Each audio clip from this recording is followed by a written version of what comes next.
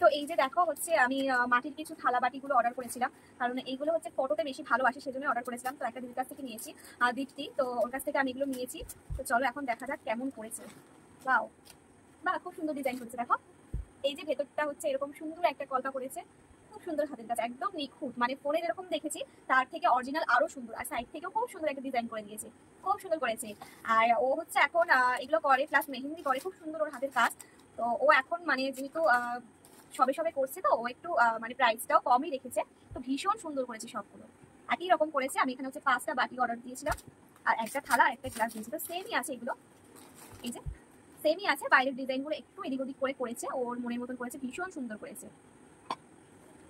তো তোমরা যদি ওর কাছে কেউ এগুলো বানাতে চাও তাহলে হচ্ছে ওকে আমি ট্যাগ করে দেবো, তোমরা একটু দেখে নিও, ও ভীষণ সুন্দর কাজ করে। এই যে দেখো খুব সুন্দর করেছে কলকাগুলো, এই যে ভীষণ সুন্দর করেছে, আমার তো খুব পছন্দ হয়েছে।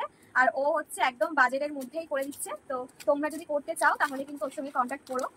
এই যে আরো একটা, এই যে 5টা বাটি নিয়েছি আমি টোটাল, ভীষণ সুন্দর করেছে। একটা গ্লাসও আছে, পরিশোনা খাবে এগুলোতে। এই যে একটা গ্লাস নিয়েছি, গ্লাসটাও ডিজাইন করেছে খুব সুন্দর করে। এই যে চলো এবার হচ্ছে এটা খোলা যাক। এটা হচ্ছে মেন মানে থালাটা, যেহেতু এটা একটা বড় জায়গা জুড়ে কলকা করেছে, তো এটা তো বেশি সুন্দর হবে।